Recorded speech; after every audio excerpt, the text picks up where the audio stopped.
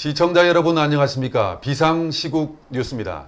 네, 오늘은 이범찬 강원대 교수님을 모시고 어떻게 하면 문재인 정권을 종식시키고 그리고 이 국가를 정상화할 것인가 이런 주제를 가지고 말씀 나눠보겠습니다. 조금 무겁고 심각한 이야기가 될 수도 있는데요. 어쨌든 지금 이 문재인 정권이 대한민국에 끼친 폐악은 이루 말할 수가 없습니다. 그래서 이 정권을 어떻게 바꿀 것인가. 정권 교체가 정말 시대적인 과제로 떠오르고 있습니다.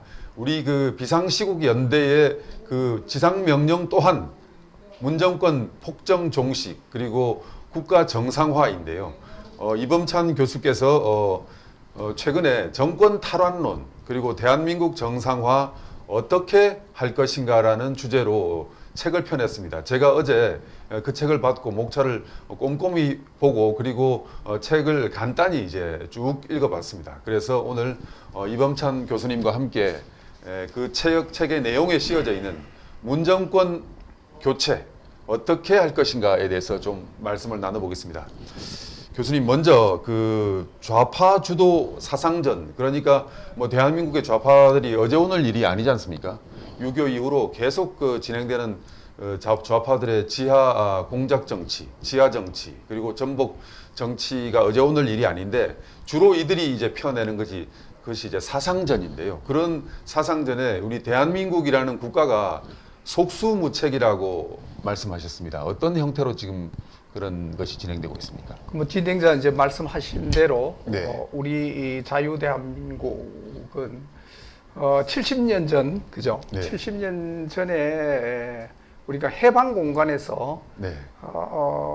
그 좌파들의 사상 소위 말해서 평등주의 사회를 만들고자 하는 네. 그네들의 그 노력을 뚫고 네. 우리가 이승만 대통령이 이 자유민주주의 체제를 만들었고 네. 그것이 이제 또 그 이후에 그 박원정과 김일성은 6.25 전쟁을 통해 이 자유민주주의 체제를 붕괴시키려고 노력을 했고 그렇습니다. 또 거기에 이어서 사실은 이제 그 이후에 우리나라 이제 여러분들 뭐 통역당 사건이라고 해가지고 1968년도에 우리 이 국내에 있는 젊은 청년들이죠. 이 사람들이 좌파 사상에 물들고 또 북한과 연계해서 자유민주주의 체제를 전복시키려고 했던 것도 사실이지 않습니까? 네네.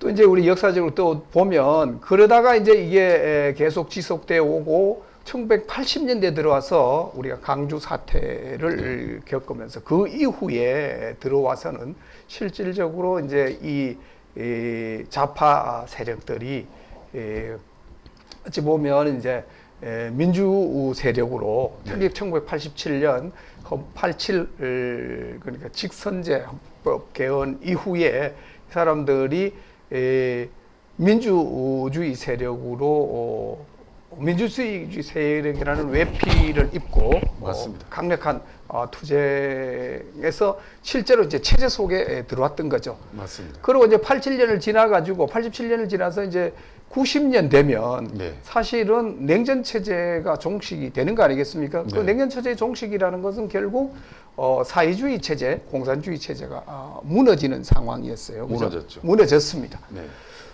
그래서 이때 아마 이네들이 많은 고민을 했고, 뭐, 그러면 이걸 다 자기들을 또, 여기 이제 정말 그 홍수가 나서 떠내려가는 상황이 돼 있는데, 어떻게 여기서 생존할 것인가 하는 고민을 하면서, 국내 좌파 세력들이. 국내 좌파 세력들이, 네.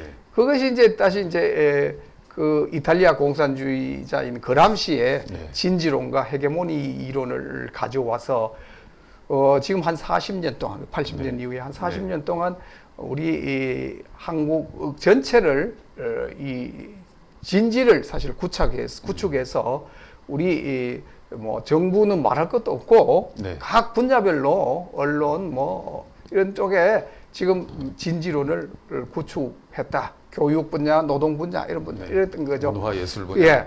그래서 이제 이런 상황 속에서 지금은 그래서 제 개인적인 생각으로는 해방 공간 보다가 더 어려운 지금 상황이 돼 있다. 아. 왜?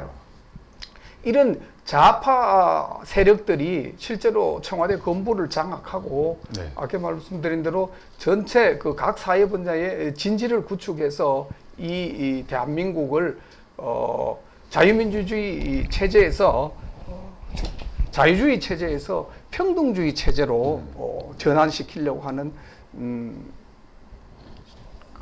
하는 노력을 지금 강하게 해나가고 있기 때문에 참으로 어렵다. 그리고 지금 속수무책이라고 하는 거는 권력을 장악하고 있는 사람들이 좌파 세력들이라는 거죠. 그런 측면에서 지금 우리 국가 차원에서 보면 대한민국이라는 자유대한민국이라는 차원에서 보면 정말 속수무책 상황이 아니냐 이런 생각을 했던 것입니다. 그런데 또 이런 그 교수님께서 하시는 말씀에 대해서 이런 비판이 있을 수 있습니다. 지금 이제 냉전이 끝난 지가 언젠데 웬 사상전 또 웬 빨갱이 이야기를 하느냐 이런 이야기를 비판이 있을 수가 있습니다. 웬 사상전 국가 지금 어떤 냉전 끝나고 남북한 간의 화해와 화합의 시대인데 웬 또 그런 색깔론이냐 이런 비판이 있을 수가 있습니다. 어떻게 보십니까? 그런 비판에 대해서는. 우리가 이제 사상하면 우리 국민들이 느끼기에 네. 지금은 이제 다 전후 세대이겠습니다만은 전전 세대가 살았을 이명박 때는 대통령이 또 실용주의 그런 이야기도 했지 않습니까? 그런 얘기도 했죠. 네네. 그래서 사실은 이명박 대통령이 그렇게 DJ 정부, 노무현 정부를 거치면서 그 8년 동안, 네. 그렇죠? 10년 동안이죠. 네. 10년 동안에 이 좌파 세력들, 종래에 표면으로 나타나지 않고 이면에서 활동하던 세력들을 다 양성화 시켜 놨죠. 그러면서 이제 말씀드린 대로 우리 전 그 사회가 사회주의 이 체제 변혁으로 갈 수 있는 그런 어떤 그 온상을 만들어 놨던 겁니다. 그래서 이제 지금 아까 말씀하신 대로 보통 이제 이렇게 얘기하면 야 지금 세상이 어떤 세상인데 무슨 다시 사상전이냐 이렇게 얘기한다고 하는데 실제로 이제 이 사상이라고 하는 거는 굉장히 저는 중요하다 이렇게 생각을 합니다. 사상은 하나의 우리가 경험을 통해서 얻은 하나의 가치관이라고 할 수 있는데요. 그런 차원에서 보면 올바른 사상을 가지느냐 마느냐 하는 거는 국가의 미래를 결정하는 중요한 사안이다. 국가의 미래를 결정. 그래서 우리가 개인 차원에서는 그 사상은 행동의 기준이 되고 또 국가 차원에서는 국가 운영 원리의 근본 바탕이 된다는 거죠. 실용으로 할 일은 아니다. 그렇죠. 그래서 개인은 국가 체제에 견지하는 사상의 지배를 벗어날 수가 없습니다. 그렇지 않습니까? 지금 근데 중국 같은 경우에 그렇죠. 거기에 사회주의 사상, 사회주의 체제에 저항하면 시진핑이 무자비하게 그냥 하지 않습니까? 그죠? 사실은 갑자기 있던 사람이 없어지기도 하고 그다음에 또 기업인들은 자리를 지키지 못하게 하기도 하고 그런 거 아니겠습니까? 맞습니다. 그래서 이 사상이라고 하는 거는 굉장히 중요하다 그런 얘기고요. 그래서 개인의 삶의 등불이자 또 사상은 안내자이다 이렇게 얘기할 수 있을 거고요. 국가 처제를 떠받치는 사상은 국가의 오늘과 내일을 비춰주는 등불이다. 저는 그렇게 생각합니다. 그런 차원에서 우리 대한민국에 늘 이제 자유주의 사상 그리고 평등주의 사상, 대한민국이 아니죠. 세계가 그렇게 진행되어 왔던 거고, 그래서 평등주의, 우리가 이제 평등과 또 평등주의라고 하는 게 이제 차이가 있는데요. 평등이라고 하는 거는 인본주의적 가치 측면에서 대단히 중요하죠. 자유와 평등, 우리가 이렇게 얘기하지 않습니까? 그죠? 프랑스 혁명에서 자유와 평등, 이런 사랑, 이런 얘기를 하듯이. 그렇같이 이제 평등이라는 가치는 우리가 남녀 평등, 기회의 평등 이렇게 얘기할 때 우리가 많은 평등이라는 걸 쓰고요. 평등주의라고 하는 거는 어떤 기계적인 평등, 그러니까 평등이라는 기계적으로 평등을 구현해 나가기 위해서 개인의 자유라든지 이런 인권이라든지 이런 거를 억압하고 탄압하는 그런 전체주의 체제가 채택하고 있는 그런 네. 사상 가치다 이렇게 얘기할 수 있겠습니다. 제가 이제 다음 질문입니다. 이범찬 교수님께 이 질문을 드리는 것은 이제 교수님께서 거의 이제 뭐 평생을 국가 안보를 책임지는 그런 국가의 기관에서 뭐 주로 해외 파트에 근무하셨지만은 이 업무를 담당하셨기 때문에 제가 여쭤보는 질문입니다. 지금 현재 이 전복 정치, 체제 변혁 사상전이 어떤 형태로 지금 진행이 되고 있다고 보십니까? 제가 이미 뭐 말씀드렸습니다만은 네. 대한민국에 이제 크게 이제 두 가지 우리가 역사적으로 보면 네.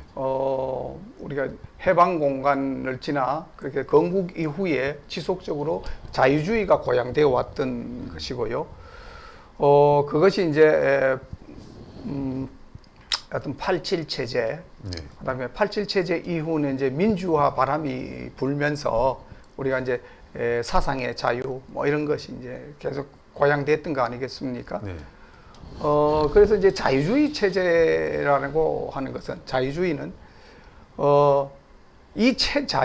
자유민주주의 체제를 전복하려고 하는 세력에게도 자유를 주는 그렇죠. 그런 취약성을 갖고 그렇죠. 있는 겁니다. 스스로 예. 자기 체제를 부정하는 세력에게도 또 자유를 주거든요. 그래서 이제 소위 말해 평등주의를 주장하는 사회주의를 주장하는 세력들, 이 세력들은 자유민주주의 체제가 무너질 때까지 자유를 외치라는 겁니다. 네.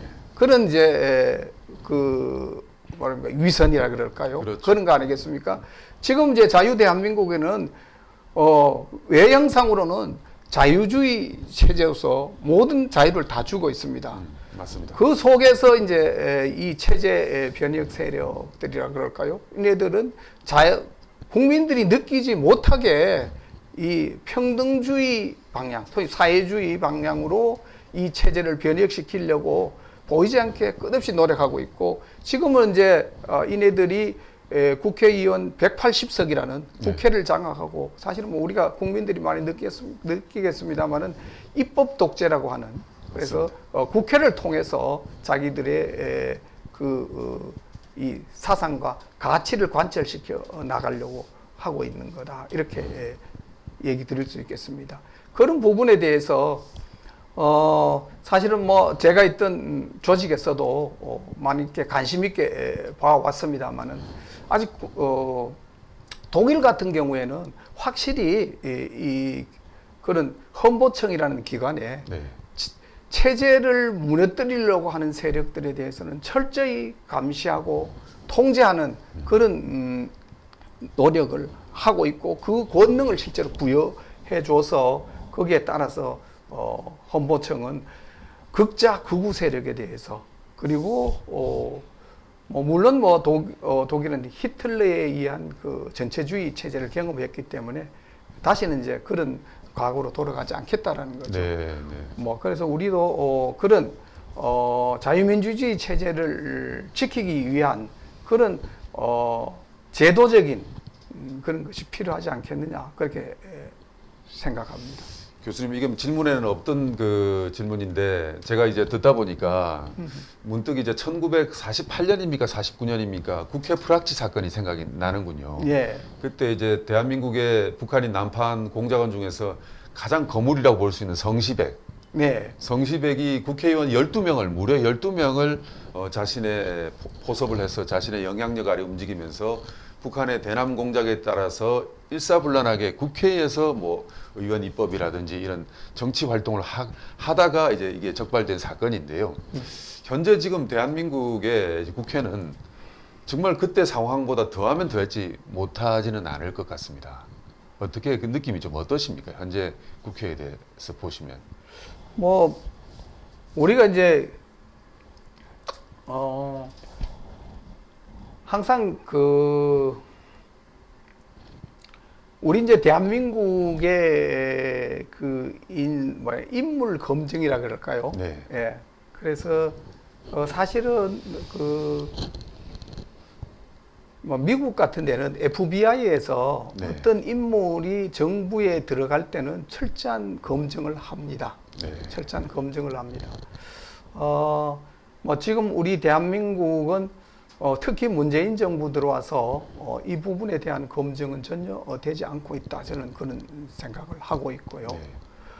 또 그 막 국회에 우리가 이제 해방 공간에서 그리고 건국 이후 직전과 같이 막 그런 상황은 아닐 거라고 저는 생각을 하고 네. 그런데 우리가 지금번에 보면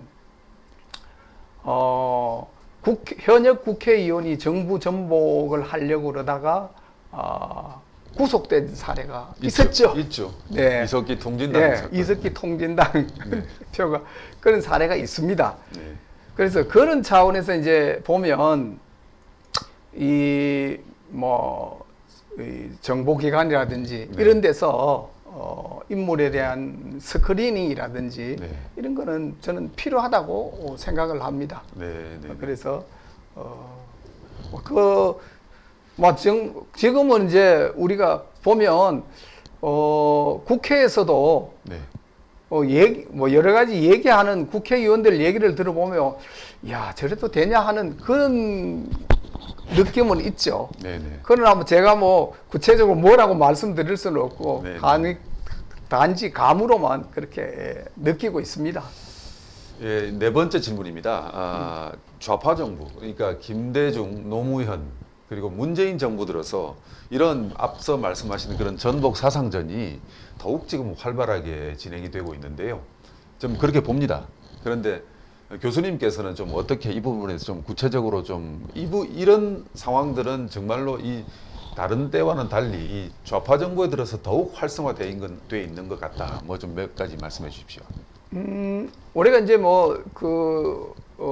좌파 정부라 그럴까요? 좌파 정부라 그러면 이제 김대중 정부, 노무현 정부, 문재인 정부 이제 3개 정부를 지금 거쳐가고 있는데요. 네.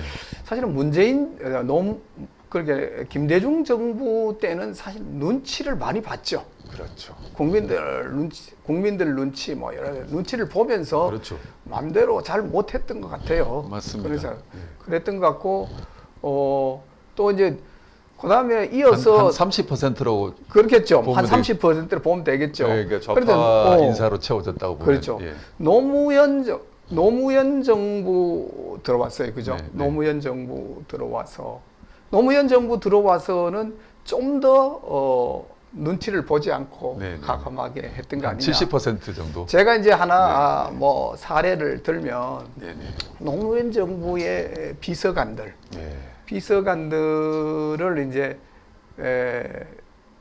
그 당시에는 이제 청와대에 들어가는 사람들 인사에 대해서 국정원이 좀 스크리닝을 해달라 네. 해서 이제 인사들을 보냈어요. 네. 그래서 이제 그때 아마 이제 제가 있던 조직에서 스크리닝을 해서 이런 사람들은 안 되겠다라고 했다고 하는 거로 듣고 있습니다. 네, 네. 그래서 그때 한 열 몇 명 정도 하다가 이제 그 당시에 노무현 정부 쪽에 청와대에서 그래도 한 번 더 스크리닝을 해달라 해서 아마 한 5명 정도만 빼고 그렇게 해서 이제 청와대에 근무하게 한 적이 있는데 문재인 정부 들어와서는 아예 요청조차도 하지 않았습니다. 요청조차도 하지도 않은 걸로 저는 알고 있습니다. 그렇게 보면 네.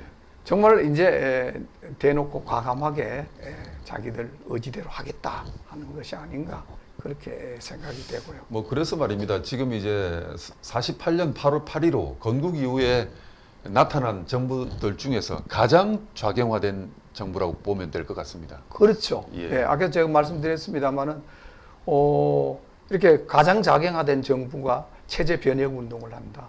그리고 심지어 이제 체제 변혁을 하면서 사회주의 세력이 주류였다 이거죠. 사회주의 그렇죠. 세력이 주류였다고 하고 그 주류 세력을 지금 사회주의 세력으로 주류 세력을 교체하겠다는 거 아니겠습니까? 맞습니다. 문재인 예. 대통령이 가장 큰 문제인데 예. 대통령으로 취임할 때 국가를 보위하겠다는 그런 선서를 해놓고 그런데 스스로 이 국가를 대한민국 73년 헌정사의 대한민국을 태어나지 말아야 할 국가로 본인이 생각하고 있는 것 같습니다. 그래도 사실 이제 한 번도 경험하지 못한 나라라고 네. 하면서 하여튼 지난 4년 동안 줄기차게 뭐 자기들 가고자 하는 방향대로 네. 추진해 왔다. 지금 또 추진하고 있다. 네. 그렇게 저는 생각을 하고요. 2019년에 사회적 경제위원회라는 것을 만들어서 예, 사회적 경제위원회 위원회를 만들어서 물적 기반이라고 하는 그 경제적 사회주의 기반을 만들고 그것이 끝나면 정치적 측면에서의 방향으로 진행시켜 나가려고 하는 것이 아닌가 저는 그렇게 생각을 하고 있습니다. 네, 이번에는 5번째 질문입니다. 조금 방향을 바꿔서 한국 보수 진영에 대해서 좀 말씀을 나눠보겠습니다. 대표적인 이제 분이 유승민 전 의원인데요. 유승민 전 의원이 이제 발의한 입법 법안 중에서 사회적 경제 기본법이 있습니다. 지금 이범찬 교수께서 이 책에서 쓰신 그 저서에서 이 법을 비판을 했는데 유 의원은 보수 진영 아닙니까?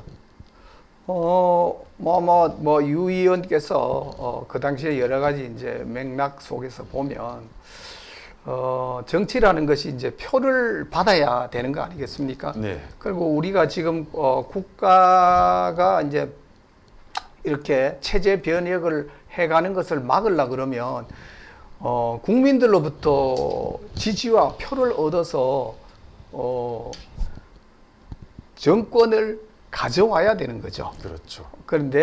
그래서 어찌됐든 이게 이제 그래서 그런 차원에서 뭐 중도에서 조금 좌쪽으로 옮겨갔다 이렇게 첫째 인식을 하고요. 네. 그런데 이 법 자체는 들여다보면 네. 국가 주도의 그 경제 공동체 경제 네. 여기에 포커스가 맞춰져 있습니다. 국가 주도 경제 거의 뭐 사회주의 경제. 그렇습니다. 네. 그래서 그런 측면에서 이 법은 상당히 문제가 있다. 네. 저는 그렇게 봤던 거고요. 네.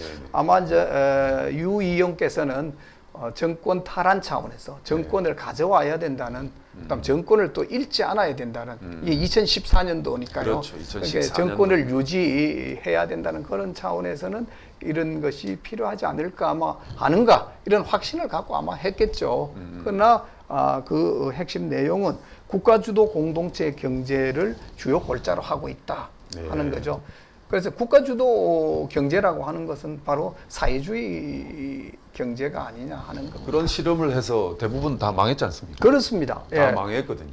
그게 뭐 가장 대표적인 게 이제 1990년 이제 소련이 네, 멸망한 거고요. 뭐 그렇습니다. 그리고 뭐 우리가 그렇게 핀란드라든지 뭐 북유럽 국가들도 그런 실험을 하다가 지금은 다 또 돌아서고 있거든요. 예. 지금 이제 또 지금 문제가 유승민 의원이 지금 이제 국민의힘의 대선 주자입니다. 네. 그리고 또 국민의힘의 하태경 의원 얘기를 좀 하겠습니다. 하태경 의원도 대선 주자거든요. 대선 출마를 하는데 하 의원이 보통 지금 이제 이범찬 교수님 같은 말을 하면 그런 말을 들으면 퇴행적 반공 보수주의라고 이제 좀 이렇게 비판을 합니다. 네. 그래서 지금이 때가 어느 때인데 또 색깔론이냐? 또 이제는 이런 색깔론을 좀 걷어내야 된다.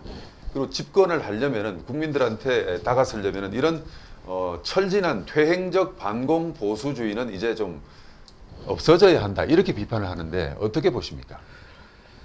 이제 하태경 의원이 뭐 색깔론이다. 자기가 입으로 얘기했는지는 저는 잘 모르겠는데요. 네.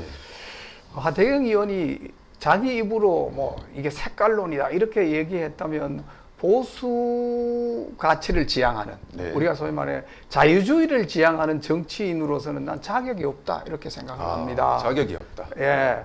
그리고 이게 퇴행적 반공 보수주의 아까 제가 말씀드렸습니다마는 이 사상이라고 하는 거는 네. 개인과 국가의 삶의 바탕이 근본이 되는 그런 측면이 있기 때문에 이거를 뭐 퇴행적 반공 보수주의다 이렇게 하는 하태경 의원이 공부를 좀 덜 해야 되겠어요. 네. 공부를 예. 좀 더 하시라. 하태경 의원이 무슨 뭐 좌파 그렇게 뭐 사상에 젖어서 뭐 네. 아마 학생 뭐 대학 시절에는 이쪽 공부를 많이 했는데 네, 네. 다시 좀 사상 공부를 좀 더 해야 되지 제가 않느냐. 만나면 전하겠습니다. 예, 하여튼 사상의 빈곤이 아닌가 저는 그렇게 네, 생각합니다. 그리고 또 지금 이제 이범찬 교수님께서 저서에서 또 지적했는 게 문재인 정부가 출범 6개월 정도 되기 전에 조국 그 청와대 수석을 시켜서 이제 개헌을 시도했거든요. 예. 그 개헌 안에 주요한 그 골자 중에 하나가 자유민주주의에서 자유를 삭제했단 말입니다. 자유를 삭제했고 여러 가지 뭐 국민을 사람으로 바꾸고 몇 가지들이 있었습니다. 몇 가지 중요한 그 바로미터가 될 수 있는 그런 상징적인 조치들이 있었는데 얼마 전 윤석열 전 검찰총장이 대선 출정 선언문에서 요것을 지적했습니다. 네. 자유민주주의에서 자유를 삭제하면은 뭐가 되느냐 이렇게 지적을 했는데 이 교수님께서도 책에서 이렇게 쓰셨더라고요. 어떻게 보십니까 이런 시도들을? 우리가 문재인 정부 들어가서 그것도 이제 청와대 발로 헌법을 개정하겠다면서 자유민주적 기본 질서에서 자유를 빼겠다는 거 아니겠습니까? 네. 그것은 뭐를 의미하느냐? 자유주의를 말살하겠다는 거죠. 네. 그래서 자유주의에서 평등주의로 가겠다는 거죠. 네. 그 국가의 사실은 체제의 근본을 바꿔가겠다. 저는 그렇게 보는 겁니다. 그럼 8번째 질문입니다. 현재 시점에서 지금 우리가 지상명령의 과제가 지금 이제 이 정권을 교체해야 되는 것 아니겠습니까? 네. 그런데 이 교체를 하는 데 있어서 보수 진영 단독으로 정권 교체가 좀 힘들다는 그 지적들이 설득력을 얻고 있습니다. 그래서 중도 보수가 이렇게 화합을 해서 반문재인 세력이 똘똘 뭉쳐서 해야 이제 정권을 교체할 수 있다. 이런 이제 방법론이 설득력을 얻고 있는데 현 시점에서 대한민국의 보수 세력이 이것 하나만큼은 반드시 양보하면 안 된다. 지켜야 될, 사수해야 될 가치가 있다면 뭐가 있겠습니까? 이제 지금 우리가 뭐 이 정권을 탈환하기 위해서 네. 그렇게 정권 교체를 하기 위해서는 뭐 중도에서 네. 더 좌쪽으로 가야 된다 이런 얘기를 하지 않습니까? 네. 자 그러면 우리가 지향하는 자유주의 이것을 버리고 네. 평등주의로 갈 거냐? 네. 제가 아까 말씀했습니다만 평등과 평등주의는 다르다고 말씀을 드렸어요, 그죠? 네, 네. 그래서 우리는 근본적인 우리가 지향하는 가치, 자유주의의 핵심은 결국 자유민주주의 체제와 정치적인 자유민주주의 체제와 경제적으로는 자유자본주의 아니겠습니까? 네네. 이것을 우리가 버리고 저쪽 좌쪽으로 가서 평등주의로 가서 우리가 정권을 가져오겠다. 그러면 그것은 저는 맞지 않다고 생각하고요. 자유주의 속에서의 가치 그리고 우리가 중도 세력을 끌어와야 된다고 하는데 중도 세력이라는 분들이 평등주의를 지향하느냐 그건 아니라는 거죠. 예. 그분들도 자유주의 속에서의 평등을 얘기하는 거지 평등주의 속에서의 기계적 평등, 네. 결과적 평등을 주장하는 지금 아닐 겁니다. 지금 우리가 2030 세대가 바로 그 부분에 대해서 그 지점에 대해서 지금 얘기하고 있고 또 지금 2030 세대가 평등주의로 가자는 건 아니지 않습니까? 맞습니다. 예, 네. 공정을 말하는 거죠. 그렇죠. 예. 이 정부는 보면 기회는 균등하고 과정은 공정하며 네. 결과는 평등할 것이라 그랬잖아요. 네, 네. 결과의 평등은 아니죠. 그렇죠. 예. 그래서 결과는 평등해질 수가 결과는 없습니다. 평등해질 수가 없습니다. 네, 네. 그래서 결과의 평등이라는 건 기계적 평등이요 평등주의인 거죠. 네. 그래서 우리가 우리가 지향하는 가치를 버리고 중도로 간다는 얘기는 아닐 거고요. 맞습니다. 우리가 지향하는 자유주의의 가치를 지향하면서 그 사람들이 지금 이 사회에서 여러 가지 느끼고 있는 부족한 부분을 또 그분 자유주의를 우리가 추구하다 보면 항상 그늘이 생길 수 있지 않습니까? 네. 그런 그늘을 우리가 살펴서 그분들을 소위 말해 지지 세력으로 네. 끌어와야 된다는 그렇게 거죠. 그래서 아까 말씀하신 대 여기에 보수 세력이 사수해야 할 가치는 바로 저는 자유주의다. 자유주의 속에서의 자유민주주의와 자유자본주의 이렇게 얘기할 수 있겠습니다. 그런 틀 속에서 우리가 또 지켜야 될 뭐 여러 가지 보수라는 게 기존의 가치를 지키는 거 아니겠습니까? 그렇습니다. 예. 그래서 그런 부분은 우리가 확실히 지켜 나가야 되겠다. 그러면서 우리가 그 소외 세력들이라든지 이런 사람들은 챙기는 것이 바로 이 자유 우파, 보수 우파가 지향해야 될 방향이 아닌가 이렇게 생각합니다. 그 같은 이야기인데 교수님 말씀을 하시는 거 보니까 얼마 전 며칠 전에 윤석열 전 총장의 출마 선언문에 이런 구절이 있더군요. 자유민주주의에서 자유를 빼면 어떻게 되는가? 자유는 민주주의가 자유를 지키기 위해서 존재한다. 그리고 자유는 권력은 태생적으로 확장하려고 하는 경향이 있기 때문에 권력의 확장을 제어하는 선 이까지만 너희들이 확장해라. 그 다음부터 인간의 자유를 침해하는 선까지는 넘어오지 못한다. 그것을 그어주는 선이라고 이렇게 출마 선언문에서 그렇게 얘기를 하더라고요. 그러니까 이제 뭐 지금 그 윤석열 전 총장은 그런 부분에 대해서 네. 그러니까 뭐 확고한 자기의 가치관, 네. 그리고 개인의 사상 네. 이런 거는 확실한 것이 아닌가. 그러니까 출마 선언문에서 그걸 드러냈어요. 예, 아니 그렇게 아니 정치인이라는 건 정치인과 그다음에 이 가치라는 건 무지하게 중요한 거죠. 맞습니다. 예. 맞습니다. 어떤 가치선에 서 있느냐 하는 거잖아요. 맞습니다. 아, 그렇게 내가 어떤 사상을 갖고 있느냐에 따라 보는 역사를 해석하는 것도 달라지는 거죠. 맞습니다. 지금 그래서 그 이재명 지사가 네. 얘기한 우리 현대사에 대한 해석 네. 이걸 가지고 이제 윤석열 총장하고 논쟁을 하고 있는데 네. 여기도 결국 가치일 겁니다. 네. 그래서 이재명 지사가 추구하는 가치는 평등주의일 거고요. 네. 윤석열 총장이 지향하는 가치는 자유주의일 겁니다. 예. 알겠습니다. 확연히 아마 저는 다르라고 생각합니다. 그래서 그런 부분에 대해서 현명하게 우리 국민들이 판단해 주실 필요가 있다. 네. 제가 이제 기자를 하면서 다음 질문입니다. 9번째 질문인데 기자를 하면서 주로 이제 뭐 이런 이념적인 문제 그리고 북한에 관련한 기사 이런 걸 많이 썼습니다. 그래서 대한민국 좌파들의 지하에서 체제를 전복하려고 하는 것들에 대해서 뭐 시리즈 연재물도 제가 진행한 적이 있고요. 그래서 좀 이렇게 추세를 보니까 과거에는 어쨌든 뭐 러시아 혁명도 그렇고 뭐 중국의 공산화 과정도 그렇고 대한민국에서도 그렇고 폭력으로 체제를 전복하려고 했거든요. 그런데 그것이 이제 좀 불가능해졌습니다. 특히 뭐 동구권 붕괴 이후부터는. 그러면 새로운 이 좌파들의 전술이 나온 게 바로 거짓과 기만, 사기로서 이제 체제를 변혁하려고 하는 것들이 단골 메뉴가 된 것 같아요. 그래서 보니까 그것이 이제 보십시오.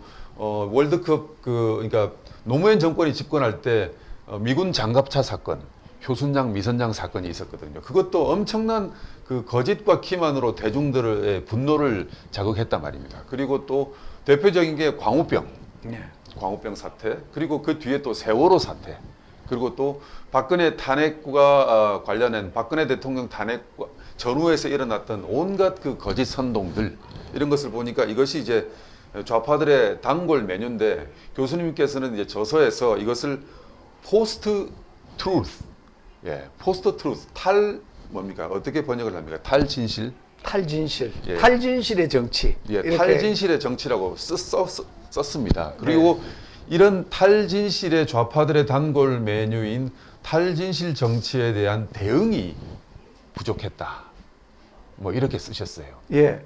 아까 이제 말씀하신 대로 뭐 정치라는 게 본질이라고 할 수는 없겠지만 네. 정치의 하나의 기술로서 선전선동하는 거잖아요. 그렇죠. 이것도 사실은 뭐 사회주의 세력들이 네. 한 거고 전체주의 세력들이 해왔던 거죠. 네네. 그것이 이제 지금 정치의 한복판으로 들어와서 네. 그것이 전부인 양 이렇게 해서 실제로 이제 김대중 정부가 들어서기 때 그 당시에 대선할 때는 김대업이라는 그렇죠. 인물을 내세워서 병풍 사건. 예, 네. 병풍 사건을 일으켜서 정권을 잡았고 또 그 뒤에 지난 우리 그 4.7 김대업 보궐선거에서 몽땅 거짓말이었지 않습니까? 김대업 몽땅 거짓말이었는데도 김대업이는 뭐 대가로 영창을 살았습니다만은 그러나 그 공작을 주도했던 사람들 그 사람들에 대해서는 아무런 그렇죠. 대응이 없었어요. 저도 참 예. 솔직히 그런데 말하면 죄책감이 큽니다. 그때 그러게. 김대업의 그 사기 기자회견, 사기 주장을 엄청나게 받아쓰기를 했거든요. 예. 언론에서. 그래서 지금도 보십시오. 지난번에 4.7 보궐선거에 생태땅집 아들을 내세워가지고 또 정치 공작을 했어요. 기자들이 반성을 해야 됩니다. 그래서 그렇게 했으면 그런 정치 공작을 하는 세력들이 있을 거 아니에요. 그렇습니다. 그 세력들에 대한 단죄가 있어야 되는 거 아니겠습니까? 맞습니다. 그 생태땅집 아들은 어찌 보면은 뭔 대가를 받았는지 모르지만 나서서 했어요. 네. 그 사람에 대한 무슨 조사나 뭐 그런 것이 진행되고 있는지 모르겠어요. 또 무유야무야 넘어갈 것입니다. 네. 이런 것이 이렇게 되다 보니까 우리 이 정치판에 탈진실의 정치, 거짓말을 해도 괜찮고 기만 공작을 해도 괜찮다라는 것이 이기기만 하면 된다. 그래 왔던 거 아니겠습니까? 그러니까 지금 기고만장해져 가지고 다음 내년 2022년 대선에서 또 어떤 일이 일어날지 또 어떤 일이 일어날지. 그래서 그런 부분이 상당히 두려울 것이고 진정으로 이 정권을 뺏기겠다고 생각하면 뭐든지 못하겠습니까? 그런 차원에서 우리 보수 우파는 이 부분에 대해서 정말 경계를 늦추어서는 안 될 것이다 라는 알겠습니다. 말씀을 드릴 수 있겠습니다. 이제 10번째 질문입니다. 4.7 보궐선거에서 보수 진영이 기사회생을 했는데요. 그야말로 뭐 전국 선거에서 지금 한 거의 계속 연패를 했지 않습니까? 그런데 기사회생을 했는데 이 4.7 보궐 이전까지 보수 진영이 이렇게 선거에서 패배한 원인을 좀 간략하게 말씀해 주십시오. 아까 이제 가장 첫 번째 저는 큰 것이 이 보수 우파의 사상의 빈곤이다. 저는 그렇게 말씀드릴 수 있겠습니다. 왜? 우리가 이제 보수 우파가 그동안에 덮어쓰고 있던 명예, 네. 보수하면 네. 우리가 떠오르는 것이 네. 철저히 이제 이게 이제 기득권 세력이다. 기득권, 부패 세력이다. 부패, 꼴통이다. 꼴통. 뭐 이런 그다음에 뭐 여기에 이제 꼰대다. 뭐 이런 이미지를 덮어쓰고 선거에서 이기가 대단히 어렵지 않습니까? 그렇습니다. 그죠? 그렇습니다. 그래서 이런 기본적으로는 이게 여기에서 이제 우리 하나 말씀드린 건 자, 보수다 진보다 하는 개념하고 네. 좌파다 우파다 하는 개념을 우리가 정확하게 정할 필요가 있다. 맞습니다. 맞습니다. 그래서 우리가 우파다 좌파다 할 때는 이건 사상의 개념이고 그렇죠. 보수다 진보다 할 때는 이건 정책의 개념입니다. 네, 네. 그래서 예컨대 보수 그러니까 좌파 안에서도 진보와 보수가 있고 그렇죠. 우파 안에서도 진보와 보수가 있는 겁니다. 맞습니다. 자, 우리가 예컨대 미국이라는 정치 체제소. 네. 미국은 여하튼 자유주의를 지향하는 국가지 않습니까? 네. 그럼 미국에서의 보수라는 것은 자유주의를 지키는 것일 것입니다. 그죠? 네, 네. 그런데 미국에서의 자유주의를 무너뜨리고 평등주의를 지향하는 이건 진보겠죠. 그렇죠. 그렇죠. 네. 자, 그러면 지금 중국을 한번 봅시다. 네. 중국은 평등주의를 지향하는 사회주의 체제 아니겠습니까? 네, 네. 그러면 중국에서의 보수라는 것은 뭐겠어요? 평등주의를 지키는 거 아니겠습니까? 그죠? 그렇죠. 거기에서의 진보라는 것은 자유주의를 지향해서 평등주의 체제를 뒤엎는 걸 것입니다. 맞습니다. 소련에서 그 당시 소련이 붕괴될 때 예. 구소련을 지키려고 군부가 쿠데타를 일으켰지 않습니까? 그렇습니다. 그때 예. 그 세력들이 보수 세력이죠. 그렇습니다. 네. 그래서 우리가 지금 막 쓰고 있는 용어에 보수 진보라고 하는 용어와 좌파와 우파라고 하는 용어는 확연히 우리가 다른 거고 달리 구분해서 써야 된다는 거죠. 맞습니다. 그래서 우리가 이제 보수 진보하면 대한민국에서의 보수와 진보, 그럼 보수하면 이렇게 그런 우리가 너울을 쓰고 있다. 네. 그런 너울을 쓰고 선거에서 어떻게 이길 수 있겠습니까? 맞습니다. 그래서 다행히 네. 이번 4.7 보궐선거 이후에 국민의힘이 네. 젊은 좋습니다. 당 대표를 바람직한 현상이라고 당 대표가 이렇게 서면서 네. 그런 그 기존에 덮어쓰고 있던 네. 꼰대 정당, 그다음에 아까 말한 기득권 정당, 네. 그다음에 부정부패 정당 이런 많은 멍해를 지금 벗어냈어요. 맞습니다. 예. 그래서 2022년 대선을 앞두고 참으로 다행이다. 네, 참으로 참으로 다행이다. 그것은 그래서 다행스러운 이런 현상입니다. 사상적 측면에서 쪘고 또 이제 우리가 이거는 이제 근본적인 거고 기능적 측면에서 몇 네. 가지가 있죠. 아까 이제 탈질실의 정치에 대한 대응을 제대로 못했다. 네, 네, 네. 아까 만약 그런 게 있으면 국회에서 네. 그렇게 못하도록 네. 법을 만들고 제도화하든지 네. 그런 노력이 굉장히 부족했다. 네, 네, 또 그런 것도 있을 거고요. 네. 우리가 또 총선에서 보면 하여튼 뭐라 공천이라든지 네. 이런 데서 저는 막 패션 공천이라 이렇게 얘기하는데 그거는 야당이 할 공천이 아니라는 거죠. 야당의 공천이라는 거는 선거에 나온 후보들 중에 국회의원이 돼가지고 대정부 투쟁을 잘할 수 있는 사람, 논리적으로 잘할 수 있고 네. 싸울 수 있는 사람을 공천해야 되는데 네, 네. 그러지 못한 사람들, 주로 관료라든지 법조인이라든지 뭐 언론 일도 많아요. 그러니까 제대로 지금 그 21대 국회에서 네. 보시면 국민의힘 당에서 오히려 지역에서 선출된 국회의원들 중에 제대로 싸운 사람들이 별로 없죠. 오히려 그 비례대표 출신 몇 분들이 네. 열심히 잘하고 있어요. 네, 네, 네. 물론 윤희숙 이용 같은 사람들 아주 논리적으로 네, 네, 네. 아주 잘하고 있습니다. 그래서 그런 부분에 대해서는 진짜 네. 뭐 박수를 보냅니다. 네. 그래서 그런 게 이제 있고요. 이제 마지막 질문 마지막 질문 드리겠습니다. 이제 그러면 이제 이 모든 것을 이제 우리가 극복하고 이 문재인 정권 탈환, 정권 교체, 뭐 책 제목이 정권 탈환론 아닙니까? 어떻게 지금 탈환을 할 수 있겠습니까? 전략을 좀 간략하게 말씀해 주십시오. 이제